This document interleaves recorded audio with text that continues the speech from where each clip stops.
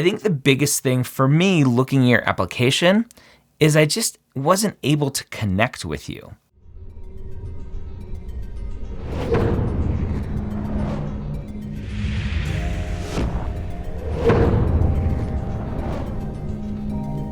Application Renovation, Season 5. We have made it. The show that nobody wants to be on, but I think a lot of people like. I get so many messages from people that are like, I've watched every episode of Application Renovation. And I'm like, I'm sorry you watch all of those. How are you doing, my friend? I'm doing good. How are you? I am okay. I wish you weren't here. I wish you would have gotten into med school. But thank you for coming on and allowing other people to potentially learn from your application, but also to hopefully learn from your application. And if I see anything, hopefully improve those things. I recently just got a message from a student who was on Application Renovation Season 3, I believe, and completely changed her application based on feedback and then had a super successful application cycle the next cycle. So hopefully that is you. How does that sound? Yes, hopefully. Hopefully. So let's talk about your application in terms of what did the cycle look like for you? Was this your first application cycle? Yes, this is my first application cycle. Okay. You applied how early? I submitted my primary application early July and was completed in mid to late August. Okay. Complete meaning all secondaries and all of that stuff. Okay. So a little bit later for TMDSAS, submitting in July. How many interviews? I got one interview. Okay. And did you apply to all the Texas schools? I applied to most. I didn't apply to all of them. Okay.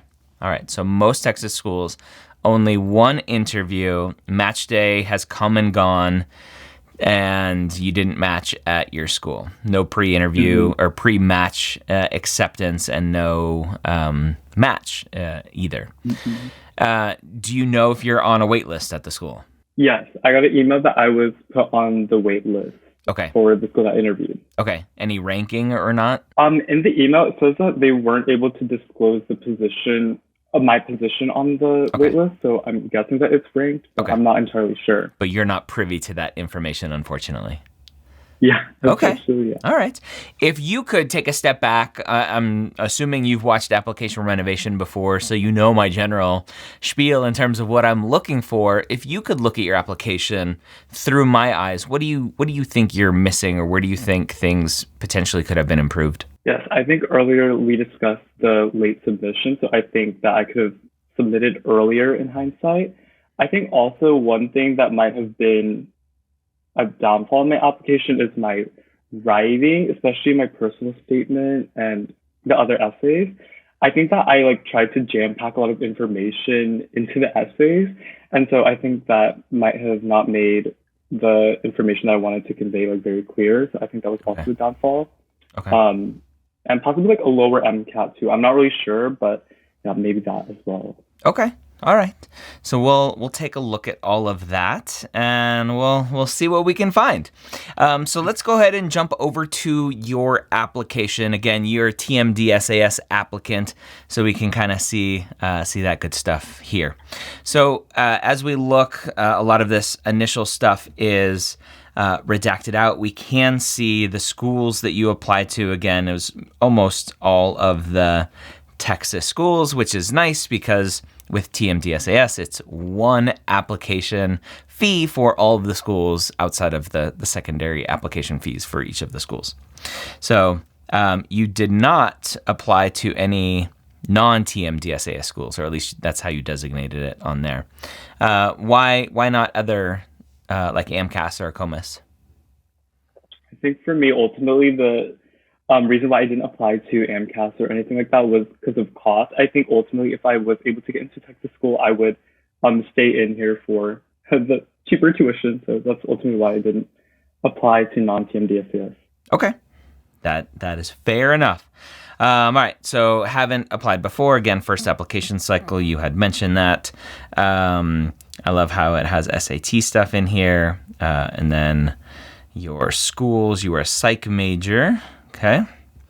And then as we keep going, you do not consider yourself non-traditional, no interruptions, no disciplinary actions, which is all good. So all the red flag stuff. All right. So then we keep going and keep going and keep going.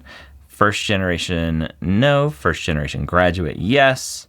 How TMDSAS uses those details, not really sure, but they ask those questions.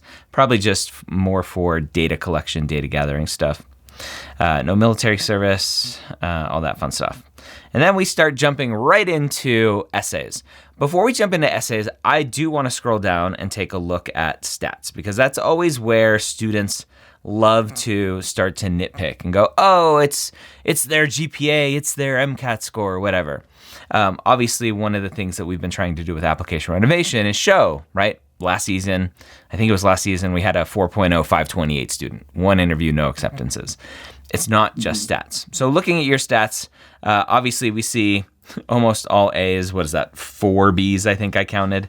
So your GPA, upwards of 3.9-ish. And what was your MCAT score? It was a 509. So 509 for an MCAT score. Any crazy section scores, low scores? So the breakdown of my score was 128, 126, 126, and 129.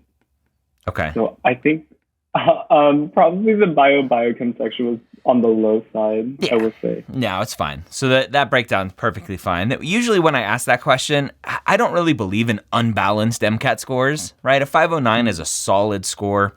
When you look at the TMDSAS average for matriculants for 2022, I think it's like a 511.4, 511.5, somewhere around there. Very similar to the AAMC's AMCAS data. And their standard deviation is somewhere around 6 points as well. Again, very similar to AMCAS data. And so you're right in the range of where you should be, right? So your MCAT is probably not closing any doors for you. It may have delayed when a school potentially would have looked at your application if they're sorting by MCAT scores or however they're doing it. It's impossible to know. So stats are good. Obviously, GPA solid, 3.9-ish, and then MCAT score is plenty good enough. So let's look at these essays, because that's almost always where we start to find some disconnect with what schools are hoping to find, I think, with their students. So if we look here, this is your personal statement, right? You get 5,000 characters for TMDSAS. So let's see how you use those characters here. So we start off right off the bat with a little bit of storytelling, right? So you're waking up in the hospital bed, fluorescent white lights. You have a colonoscopy, and you have this chronic inflammatory bowel disease, right? Ulcerative colitis. So you are going through this process of all of these things, right? All of these feelings that you have as a chronic disease, newly diagnosed chronic disease. And as somebody, I have lots of IBD family members, all of these same feelings, right? Run in the family. So you have some of these questions, right? How am I going to be able to manage this? Do I have to live with this forever? Why me? All of these normal questions. I typically, just from a style perspective, am not a fan of kind of rhetorical questions in the essay. That's not a make or break thing. That's just a personal style thing for me. But as we keep going here, we kind of see this shift of like, hey, this doctor here reassured me that everything's going to be okay, and he's going to be there to support me. And you get here, right? This experience sparked my initial interest in the field of medicine. I wanted to learn more about pursuing a career in order to connect with patients in a similar way to how Dr. B connected with me, right? So in our lingo, this was your seed, right? And it's a decent seed. You have this experience. You're going off to college. I'd be interested to know, just reading this, I'm like, well, what were you planning on studying going into college, right? I saw that your major was psychology. Were you potentially a psych major and were interested in therapy, psychology, etc.? Well, that's kind of healthcare tangential. Maybe there's a better backstory or a different backstory that's a little bit more authentic to your truth that isn't actually the diagnosis of your ulcerative colitis, but it's actually something earlier, and maybe this diagnosis was actually a push towards MD-DO medicine versus some other type of healthcare field. So just thoughts that go through my head as I'm reading it. Mm-hmm. And then we get into, in again, our words, kind of some watering events. How did you take this and kind of initial inspiration, and what did you do with it? Where did you go from here? And you're shadowing a dermatologist. You have this experience here, and really at the end of this experience, I'm not really sure why I'm reading it. Right, so I get this whole thing. You see what's going on. You have this patient, Jen. Again, your storytelling, which is great. I'm very interested in the style of writing. You have this, despite being a completely different area of medicine than what I experienced as a patient. So you're like, hey, dermatology, GI, right? Very, very different. I'm not really sure the importance of what you're trying to get out of this statement. What are you trying to display for the reader? What's the message at the end of the day that you're trying to get across here? Right, and you had mentioned earlier, hey, one of the potential things maybe with my writing was I tried to do too much, basically. Mm-hmm. So maybe this is one of those. Right, you say at the end of the week of shadowing, I knew I wanted to do the same. Okay, the same meaning what? Improve their quality of life, a plan of action, be a resource for them, have a direct impact on their health. Okay, I guess you're going from, hey, I have the seed, to I'm gonna go shadow, and the shadowing said, hey, I definitely wanna do this. I guess I don't know. Typically, what I say shadowing is one of the weaker forms of watering events, because all you can really do, which is what you did here, is talk about what you saw versus what you experienced, what you did with the patient. And you say that, right? I got a glimpse of the doctor's life, but I wanted an opportunity to have impact with the patient. So then you get over here to Austin Speech Labs, and I see this ASL, and all I can think about is American Sign Language, but that's just the initials here. So you have these stroke survivors rebuilding their lives, providing affordable and intensive speech and cog therapy. And so you go to a room, you're with a lead therapist, you're finishing orientation, you meet this patient. She's looking at her phone to show a picture of her in a conference room reporting for the news with Barack Obama speaking in the background. Okay, so there's some background information here that I'm not sure what the point is. When I'm reading these, I always am asking myself, what's the point? What's the point? What's the point? Are you helping me understand your journey, or are you filling space because you don't really have much to say? And so I read this and I'm like, oh, there's just not much to say. So the question is, how impactful was this really? So I'm going to keep reading and hope I find some impactful stuff maybe that I can understand. So more of this person. She's a news anchor, unable to work. Every week I was able to learn more about her through her activities. Great. So it's all about this person. You both lived in California, reminisced about coastal weather. It showed me the human side of medicine, how debilitating health issues can be, piqued my interest in community health. So I get to that takeaway and I go, okay, I really don't understand your interaction here. You're showing me this patient, you're helping me understand the patient, but I don't see you at all, other than, hey, you both grew up in California, right? This is all about the patient. And so I want to know more about you. And then the takeaway here is, hey, this experience showed me the human side of medicine versus what? I'm not sure versus what side. And so this is a very kind of generic statement. A lot of students will lead with this kind of stuff of like, oh, it showed me that compassion is important in medicine. And so just super generic things. Again, I want to know who you are. I want to know the experiences that you've had and how they've impacted you and everything else about your journey. And right now, I don't see that. I see this former news anchor. How debilitating health issues can be. Again, super generic, very obvious statement, right? Obviously, you're someone who has what for many people is a very debilitating health issue. Hopefully it's not for you, but you living with a chronic illness, I mean, it's kind of an obvious statement, right? You don't need to be around patients to understand that patients have debilitating things. And then piqued my interest in community health. I have no idea where this came from. None of what you talked about here is community health.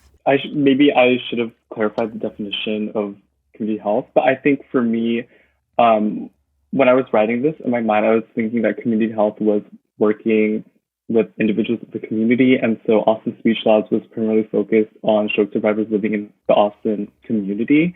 And so in my mind, that is kind of what piqued my interest in community health, but I can see it could be wrong. Well, to me, I mean, that's just taking care of people in the area that you're in, right? Mm-hmm. So community health to me is just a different way to say public health, maybe just a semantics thing, but just super confused there.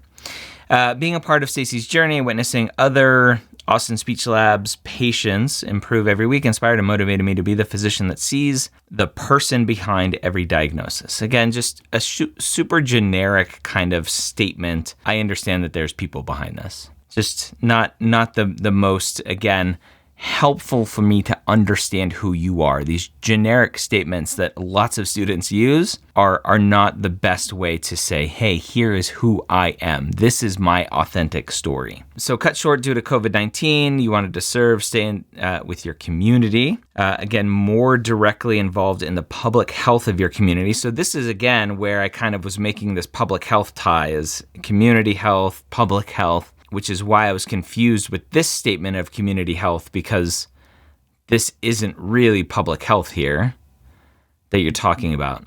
But then you do talk about public health. So you're a contact tracer. You call Ben. He ate lunch with his coworker who tested positive. He was scared. You listened. He was diabetic with obesity, obviously one of the big comorbidities for bad outcomes with COVID. So you're alleviating stress, food pantries, all this fun stuff. And then you tie it back to you, right? Which is okay to do. I typically don't recommend callbacks like that. Again, it's just a style thing that I don't necessarily like. Understanding that the reader is trying to go very quickly through essays and everything. When you do callbacks like this, they have to remember, what are you talking about? Oh yeah, that's right. I read that in the first paragraph. You wanted to do more. I have been trying over and over and over and over again to try to get students to stay away from this doing more takeaway. Because doing more is obvious, right? You want to be a doctor. Of course you want to do more. You're always going to say you want to do more until you are actually working as a doctor. And so doing more is like the basic bare level kind of that takeaway that a student can have. So you're stopping the spread of COVID-19, involved in public health and the community was fulfilling. Again, desire to have the knowledge and tools to be more directly, to more directly improve the health of individuals like Ben. So again, a very, simple takeaway here. This path you've taken, diagnosis to apply to med school, desire to improve the quality of life of my future patients and positively impact the health of the community. You hope to lead a diverse team of healthcare providers working together for the betterment of the patient. So you're very aspirational here, which is great. Attending medical school would provide me with the knowledge and tools to be the physician who would positively impact the health of others, which is basically repeating what you had just said, right? You want to impact the health of others. I want to impact the health of others. All right, so a little repetition there. Obviously, attending medical school is going to provide you with those things, so it's a statement that you probably don't need. Improve their well-being, realize their full potential, just as Dr. B did for me.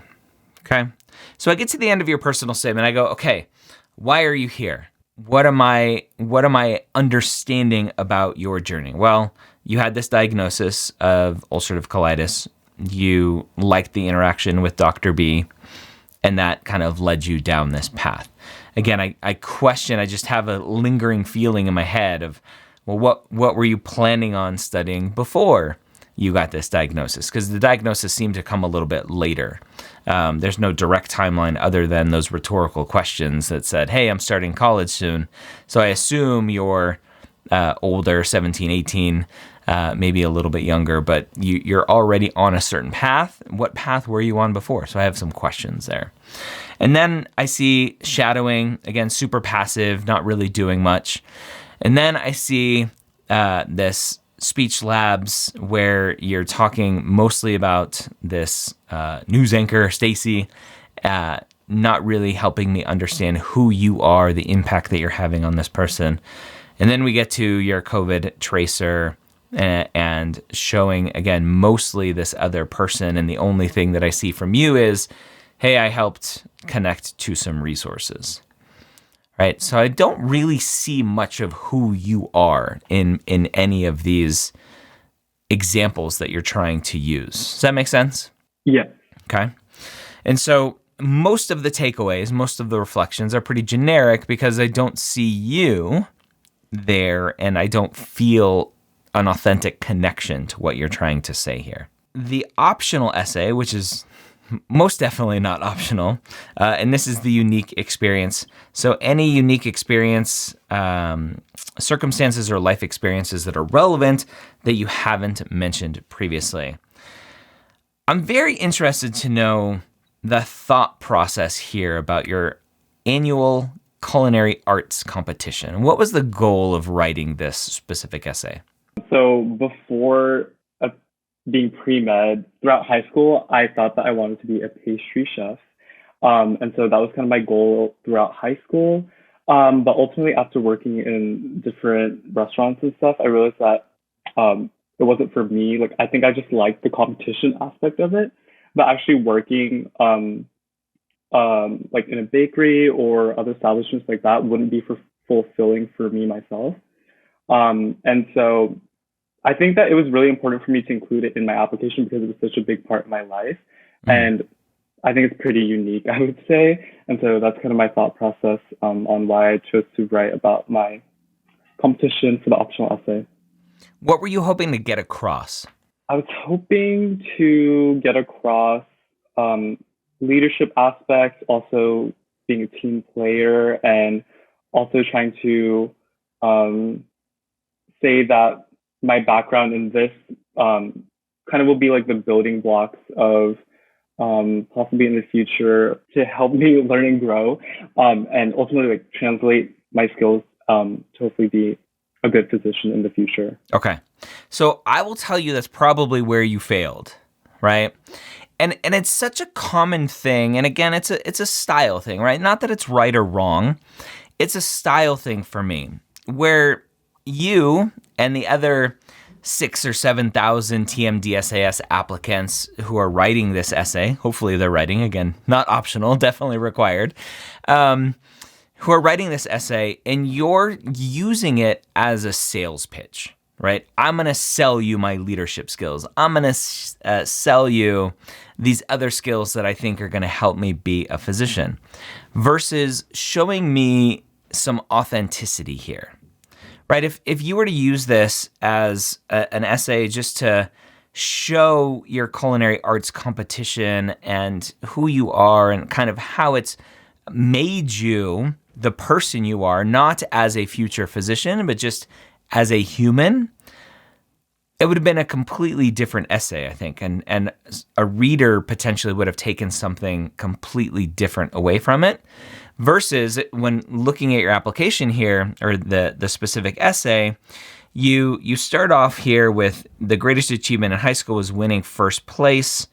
It took me a couple times to read this to understand that when you're talking about frying this chicken breast and kind of failing at it, that you weren't talking about winning first place. This was a previous competition. And so it took me a couple times to understand, wait, You just said that you didn't finish in the top 6, but now you're saying you won first place. I'm confused. So there was just, again, trying to read these pretty quickly like a reader would. I got a little confused there. Your takeaway here, right? Previously, I was hyper-focused on perfection. I'm like, uh-oh, here we go down the sales pitch path.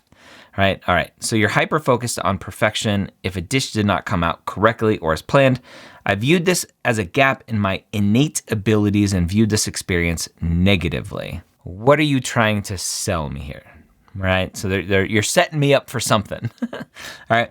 So I keep going. I would believe that I was not good enough and would criticize myself harshly if the results were not up to my standards. Are you potentially saying, hey, I'm interested in being a plastic surgeon and I know that perfection is key? Or are you saying, hey, perfection is not good and maybe I shouldn't be a perfectionist? In which case, the plastic surgeon reading your essay would go, oh, we don't want you in our field, right? We want perfectionists. So it could be taken both ways as I keep reading here. So it taught me several things. Not everything will go as planned. Duh, right? So again, very superficial kind of takeaways here. Past mistakes do not determine future outcomes, obviously, right? Failures can help realize abilities you had all along. I now understand that failure is sometimes necessary in order to grow and learn more about myself. You joined a dance team in college. Okay, so we're going from cooking to dancing, messed up the choreography, sometimes forget the moves, criticize yourself, believe you're not meant to be a dancer, and now I reframe this experience in my mind as an opportunity to grow. Okay.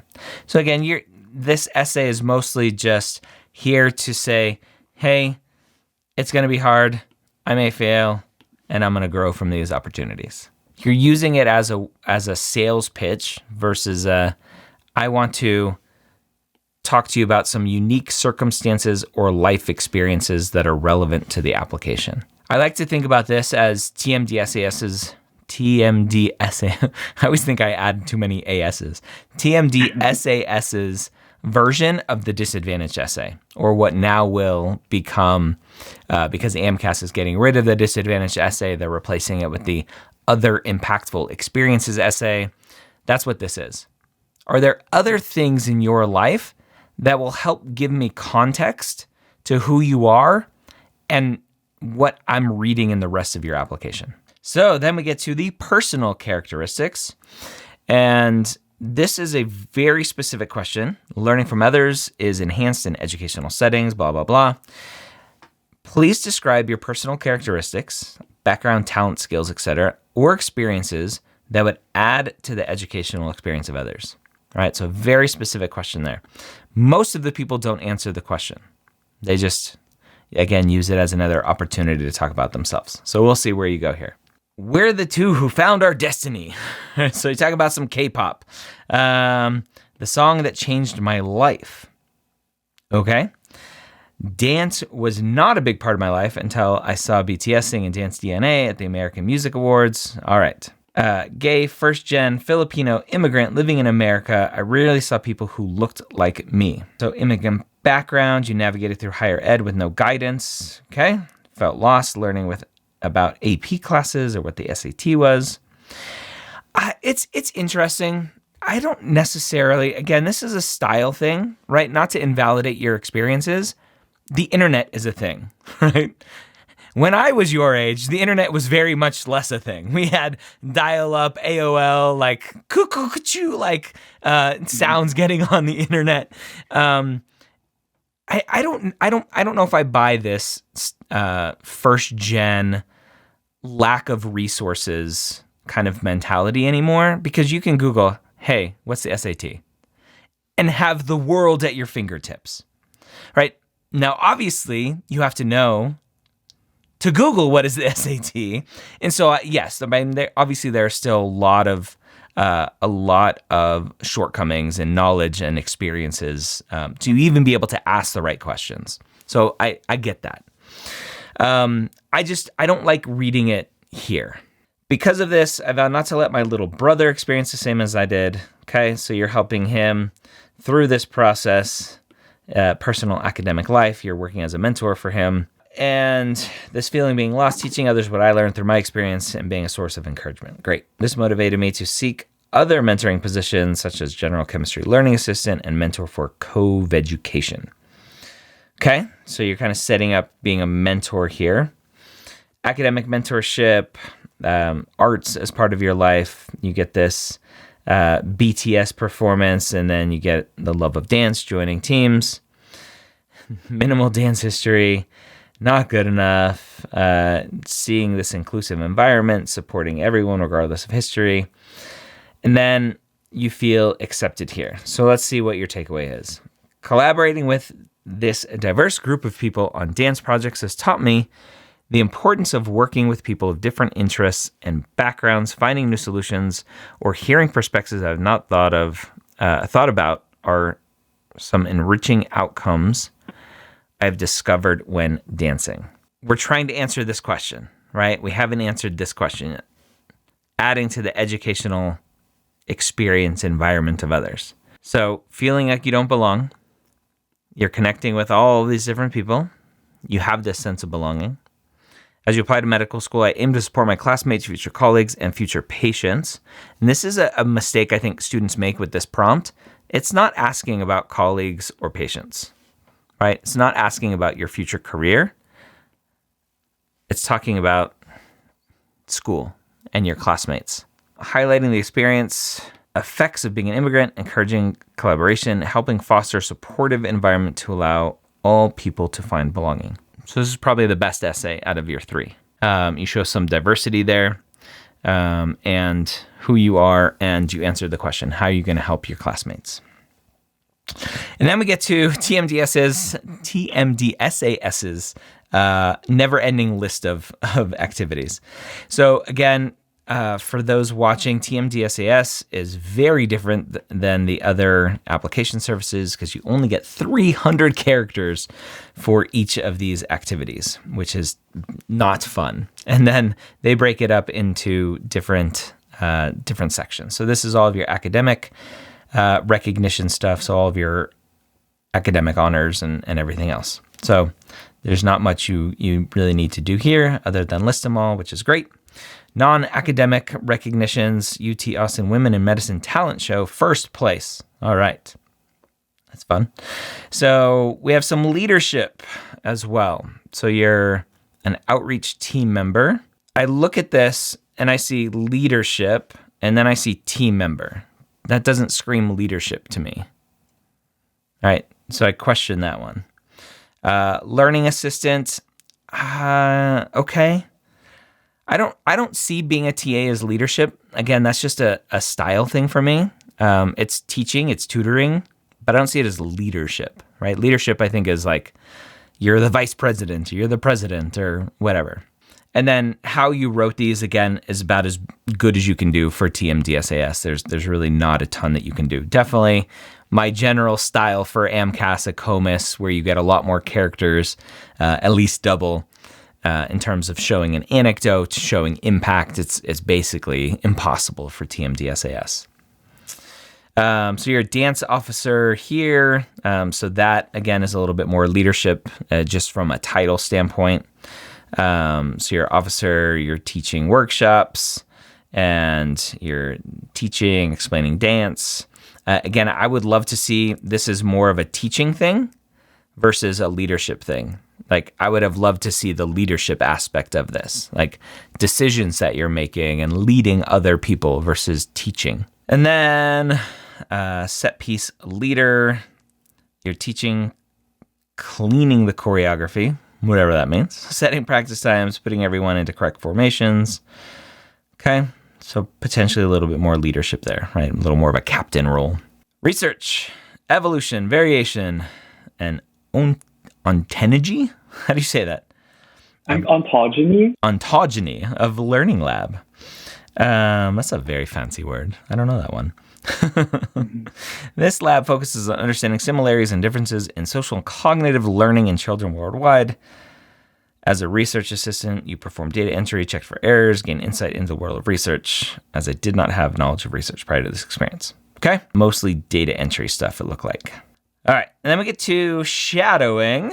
Looks like here, so you shadowed, 35 hours per week, total hours. So 1 week of shadowing back in 2018.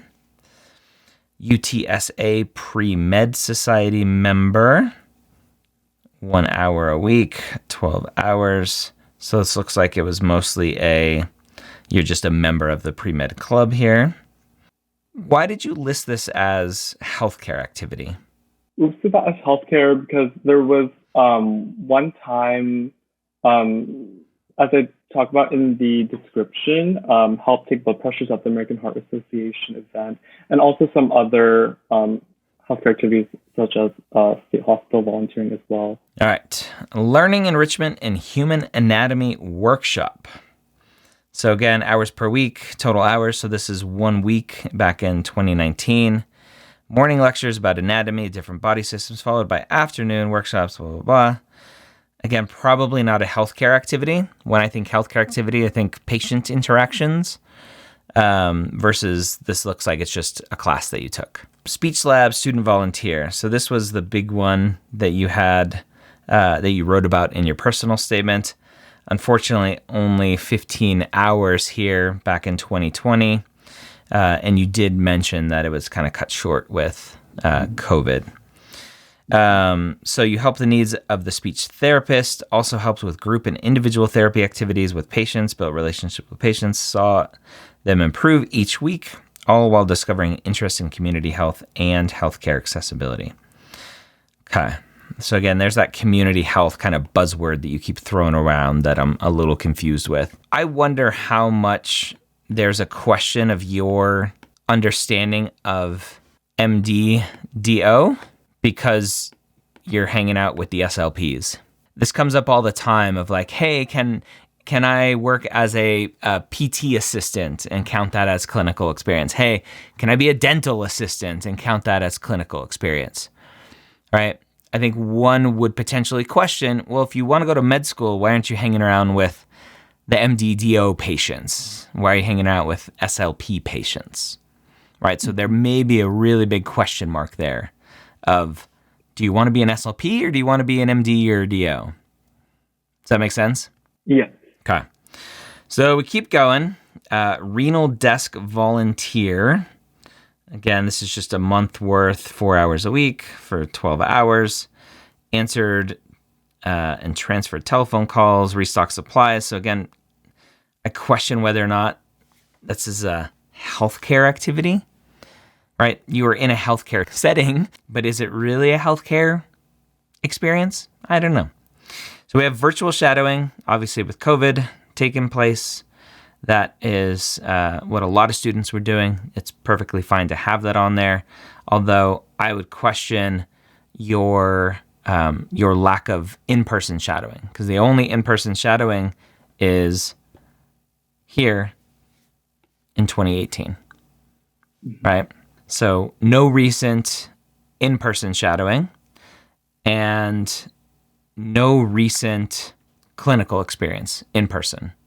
You have this experience February to October, but it's virtual. I cannot say this loudly enough for everyone watching. Virtual scribing is probably one of the worst activities that anyone can do. Right now, we are theoretically post-COVID in the world of experiences and everything. You need to be in person these days. Okay, so virtual scribing is it's not going to be looked at favorably. So I get to the end of your healthcare experiences, and I'm already like, okay, I get it. You don't have any recent shadowing. You don't have any recent good clinical experience. Those things are lacking.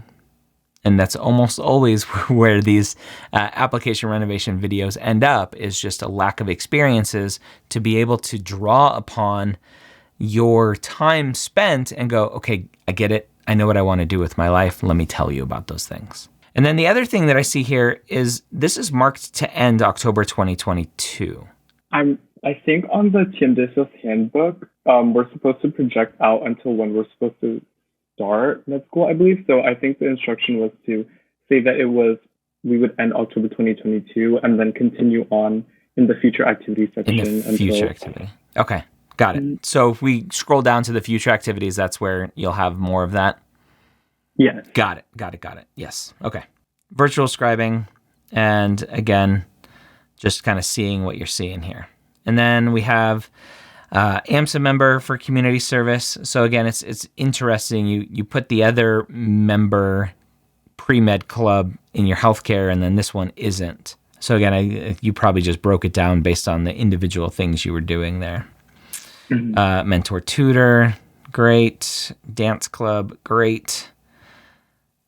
Dance team. I start to see some of these hours, and I go, oh, you spent a lot of hours dancing and a lot less hours doing the other healthcare things. K-pop dance cover Instagram account, awesome. So you have a small business, great. Again, I'm not nitpicking the writing here. Just with 300 characters, there's really not a ton that you can do, unfortunately. No vet stuff, no animal experience. It's a single application for anyone watching going, why is there vet stuff on there? TMDSAS uses the same application for vet applications as well. All right, so you're also working 20 hours per week. You're a barista. Again, this virtual medical scribe you have on here. And then TMDSAS does allow you to mark 3 as most meaningful. And you are here again at this speech lab. You have 1 patient. You helped with activities on the iPad. You learned he used to live in the Philippines, bonded over your love of whatever that food is, I'm assuming. Highlighted the reality that every patient is someone's son, sister, or loved one. Moreover, I learned the importance of not equating someone solely to their ailment. I also valued being able to unexpectedly connect with others. Okay, so again, just some superficial stuff there. Not to me, not real, authentic kind of reflection. Transfer student taking Gen Chem. Okay, you had great learning assistants, and then you became one yourself. And then your dance community, which makes sense because that's a big part of who you are. And then your future activities. So again, you're continuing your virtual medical scribe. Again, I would highly, highly, highly recommend you stop that job and go get something in person. You're going to run your business. Great. You're going to keep running the Instagram account. Awesome. All right. So we get to the end, and we get to this point again of seeing your story isn't terrible. Right, compared to what I see a lot of students. It's not this overly kind of super forced sales pitch of really not knowing who you are and what your journey is. I understand your journey, right? Which is the biggest thing I want to know. Like, how did you get here? I think the biggest thing for me looking at your application is I just wasn't able to connect with you in an authentic way. I see a lot of who you think I want you to be in terms of this community health stuff, which seems very forced and inauthentic because the connection to community health really wasn't there. You were in a speech lab, right? Yeah, doing SLP stuff. Your big experience working directly with patients was speech therapy. And so is that looked lesser than a traditional kind of clinical experience where you're interacting with non-speech therapy people, right? Non-physical therapy people, non-dental people, patients, and more of the MD-DO type of patient population, right? So just the goal of, do you have an understanding of working with patients who are sick in the world where you say you want to be, this MD-DO world? So there's that big question mark. And then your big, most recent and biggest time-wise clinical experience is this virtual scribing, which again, I think is at this point in the pandemic, March 2020, awesome. Go be a virtual scribe. March 2023, where we're at now, like nobody should be being a virtual scribe anymore unless there's just some random completely extenuating circumstance where you can't be out in the world, right? And you with IBD, are you on medication, which lowers your immune system, like many of my family members are on? But then the question is, well, if you can't be out in the world to get your clinical experiences, how are you going to be out in the world and be a medical student and go through your rotations and all of that other stuff? Does that make sense? So Yeah. you're right on that precipice of having a really good application. I think a lack of really solid clinical experiences prevented you either directly or indirectly from really reflecting on your journey and who you are and why you're here. And your application just read as some superficial things that I'm going to just throw in, like community health, right? Which, again, I pick on that one because that's the one that just stood out the most as like, I don't understand why this is here. So definitely the virtual scribing is kind of what I thought would provide me with the clinical experience that would be sufficient enough to reflect on and, hopefully not question my application. But I'm seeing now through this discussion that I really should stop that. One issue is that I currently don't have like a car, so it would be kind of difficult to go there. Otherwise, like I could use a car, but like my mom and brother would have to walk home. And so that's kind of why I'm still kind of continuing the virtual experience. Wasn't sure if that was like a good enough reason to continue. And I guess I would also say kind of interesting that the personal characteristics essay is like you said, the best essay out of the three. But any like tips and stuff on properly I don't know. I think through this, we're both kind of understanding that reflection is kind of like a big downfall in my application. So I guess like learning how to better deeply reflect and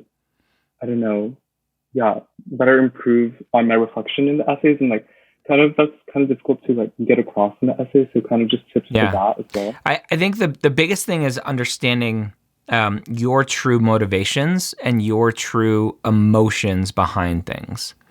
Looking at your reflections, again, they're very superficial things of like community health, and I want to understand that there's more to the patient than their ailment, right? Again, just superficial, very basic, I'm a good human kind of takeaways and reflections, which is bare minimum, right? Qualities that we want and aren't, again, I think that the word that I keep coming to lately is authentic. They're just not authentic to you as a person. There are these common cliches that students throw out going, oh, I think they'll like to hear this, right? Get out of the mindset of what do they want to hear and just talk about like, what did this mean to me as a person? And I guess my last question would be, so looking at my application and possibly the biggest improvement I could do is get more clinical experience. Do you think that I should hold off on applying the next cycle and wait until the 2024 cycle and get more clinical experience? Should I apply this cycle again? Yeah, so we're recording this mid-ish March of 2023. The application cycle opens in a month and a half, right? It's right around the corner. And so for you to switch to in-person clinical, I don't think it's going to be a lot of time for you to really start to get those experiences that impact you in a way that you're able to then transform that onto paper and in an interview. Mm-hmm.